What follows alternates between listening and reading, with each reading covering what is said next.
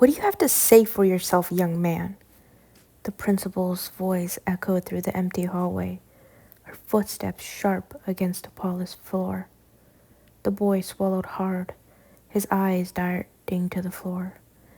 Nothing, ma'am, he stuttered, his heart racing like a rabbit's. That's right, you don't, she said, her tone as cold as the metal chairs beneath him. But let me fill you in on what you did, or should I say, what you didn't do. Her words were like a slap to the face, each one stinging as she listed off his offenses. The library books never returned, the homework never done, the lies he had spun like a cheap carnival game. The principal's office had become an all too familiar place for him, but today, that was different. Look at me when I'm talking to you, she barked, slamming her hand on the desk. His eyes snapped up, meeting hers, a fiery storm of disappointment and anger. Do you know how much you've wasted? Not just of my time, but of your own potential? She continued, her voice rising. You think this is a game, don't you? That you can just skate by without consequences? The boy nodded, his voice barely above a whisper. Yes, ma'am. The principal leaned back in her chair, her expression softening slightly. Well, let me tell you something, she said, her eyes piercing into his soul. Life isn't a game. It's a series of choices, and you're making all the wrong ones. The silence between them was thick as a brick wall, each word she spoke chipping away at his defenses. He knew he was in trouble, but he didn't expect this. What do you mean, ma'am? He managed to ask, his voice cracking. The principal sighed, her eyes filled with a sadness that scared him more than her anger. Every action has a reaction, she said, her voice gentle now. You've been acting without thinking, and now you're facing the music. He felt a knot in his stomach, a heavy weight pressing down on him. This was it, the moment of truth, the reckoning he had been avoiding for so long. I'm going to ask you some questions, and I expect you to answer them with yes, ma'am, or no, ma'am. Do you understand? The boy nodded, his throat tight with fear. Yes, ma'am. The scolding began, a torrent of accusations and questions that made him feel smaller with each word. Yet, amidst the barrage, there was something else. A glimmer of hope in her stern demeanor. A hope that maybe, just maybe, she saw something in him worth saving. And for the first time in a long time, he wanted to be saved. Do you lie to your teachers, young man? She asked, her voice unwavering. Yes, ma'am, he replied, his voice now steady. Did you cheat on your tests? Yes, ma'am. Did you disrespect your classmates? Yes, ma'am. Her questions were a mirror reflecting the ugliest parts of himself, and he had to face them all. Each yes stung, but it was a pain that he deserved. The principal paused, her gaze never leaving his. Do you know the value of honesty, hard work, and respect? He felt a lump form in his throat. No, ma'am. Her expression softened a fraction, and she leaned forward, her hands folded on a desk. Well, it's high time that you learned, she said firmly. These are the foundation stones of a good life, and without them, you're building on sand, and it will all come down crashing eventually. The room was so quiet that he could hear the ticking of the clock on the wall, each second a reminder of the time that he wasted. He nodded solemnly. Yes, ma'am. Good, she said, a hint of smile playing on her lips. Now, I'm going to give you a chance to make things right. You're going to work harder than you've ever did before, and you're going to start with an apology to every person you've wronged. Do you understand? The gravity of his situation hit him like a ton of bricks. This wasn't just about getting out of trouble.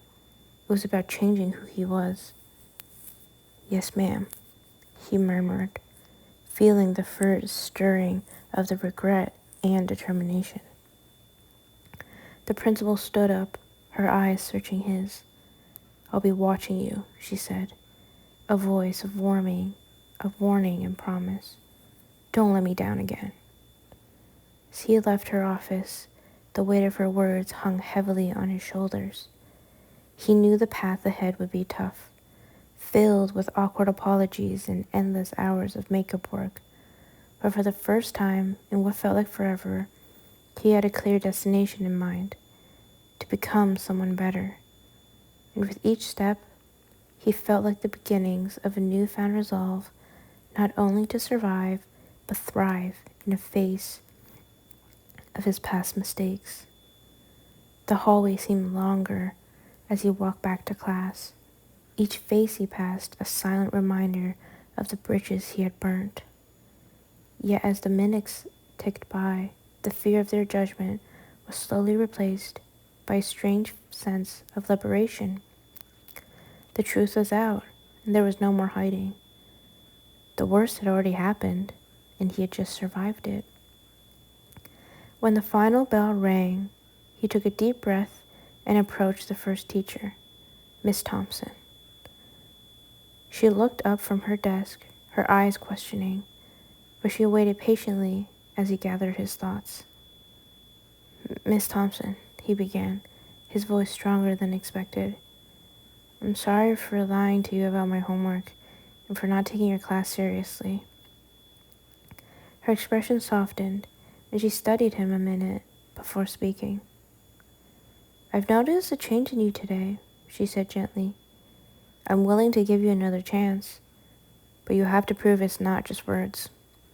I expect to see actual work from now on, and effort. Yes, ma'am, he responded, the words feeling like a promise he had to keep. The next few weeks were a blur of late nights and early mornings, of sweat and tears over textbooks and assignments. He faced each day with a newfound respect for work that went into learning, into being a good student and a better person. The scolding had shaken him to his core, but it also planted a seed of understanding within him. The principal's lessons about honesty, hard work, and respect were not just empty words. They were the very fabric of the life that he used to live. And so, with every yes ma'am and no sir, every apology and an act of redemption, the boy began to build a new foundation. Each brick layered with care, each stone cemented with the sweat of his new brow. It was a slow and painful progress, but with every completed assignment, every sincere apology, he felt himself growing stronger. The whispers of his classmates grew quieter as his actions began to speak louder than his past. They saw the change in him, the earnest in his eyes, the determination of his stride, and slowly, so did he. The scolding had not broke him, it woke him up. And at the end of the term, as it approached, he looked in the mirror and saw not the same careless boy who had stumbled into the principal's office, but a young man ready to face the world with honor. The day of his first apology to a classmate was a nerve-wracking one. He approached Jenny, the girl whose lunch money he had stolen, his heart racing. Jenny, he began, I'm really sorry for taking your money. I was wrong, and I'm going to work hard to make it up to you. Her eyes widened in surprise, but then she nodded. a small smile playing on her lips. "It's okay," she said, "but thanks for saying sorry." The weight lifted from his chest as she accepted his apology. He realized that admitting his wrongs didn't diminish him, but empowered him. With each apology, the knots in his stomach loosened, and the whispers grew fainter. The scolding had become a catalyst for growth, a turning point in his life. As the weeks that followed, his grades began to improve. The teachers noticed his effort and offered a guidance rather than scorn. The principal checked in on him regularly, her sternness replaced with a proud nod of approval. The lessons she had taught him were not just about getting caught, but they were about becoming a person of integrity, someone who took responsibility for their actions. One evening, as he sat at the dinner table with his parents, his mother looked at him with a sigh of relief and also admiration. "Your principal called today," she said, laying down her fork. "She said she had seen a remarkable change in you." He swallowed a mouthful of food, his eyes meeting hers. "Yes, ma'am," he replied, feeling a warmth spread through his chest. "I've been working hard to make things right." His father nodded, his eyes misty with pride. It's not easy to face your mistakes, son," he said, "but you're doing it, and that's what truly matters." The boy knew he had a long way to go, but for the first time, he believed in himself. The scolding had been a wake-up call, a necessary slap in the face that had jolted him onto the right path. And he looked around the table at the people who loved him, who never gave up on him, and he knew that with their support, he can conquer any challenge. Life had handed him a second chance, wrapped in the stern words of a principal who saw more in him than he had seen in himself. And with that chance, he vowed to build a future that was worthy of sacrifices made by those who believed in his potential. The scolding had been harsh, but it had been a gift, a spark that lit a fire in his soul, pushing him towards a brighter horizon. The days grew longer and the nights shorter, but his resolve did not waver. With each "yes, ma'am" and "no, sir" that left his lips, it was a declaration of his commitment to change. He took the extra classes, did the extra credit, and faced each challenge with a newfound resilience. His teachers noticed the difference in his attitude and began to invest him again, offering their guidance and encouragement. The most profound shift occurred within him. The scolding had not just changed his behavior, but it transformed his character. The once self-centered and careless boy now walked with purpose, with empathy and understanding in his heart. He saw the world through a different lens, one that revealed the value of hard work and the rewards of perseverance. As the months rolled by, the whispers of his past faded, replaced by murmurs of respect. His classmates watched in amusement as he turned his life around, one brick at a time. Some even approached him, curious about the transformation, seeking advice. And with each new connection, he grew more confident into the person he was becoming. One day, the principal called him to her office again. This time, there was no anger and no accusation, just a proud smile and an open hand holding an envelope. "You've earned this," she said, her voice filled with pride. It was an invitation to join the school's leadership program, an opportunity to help other students who had stumbled as he had. He took the envelope, his hand trembling slightly. "Thank you, ma'am," he said, his voice filled with emotion. Don't thank me, she replied, her eyes shining. Thank yourself. You've proven that you can turn your life around. And now it's time to help others do the same. The scolding had been a storm that had shaken him to the core. But in his wake, he had found the strength to become the captain of his own ship. The journey ahead was long, but the boy knew that with each yes ma'am and no sir, every act of kindness and diligence, he was charting a new course. A course that would take him places that he had never dreamt of, to a life filled with meaning, and also a life that was filled with a purpose. As the day grew into weeks, and the weeks into months, and before he knew it, the end of the school year was approaching. The boy had become a beacon of change, inspiring not just his peers, but the teachers and staff who had watched him transform. The scolding had become a story of redemption, a tale whispered in the hallways that offered hope to those who was lost their way. One afternoon, as he was leaving the school, the principal called out to him.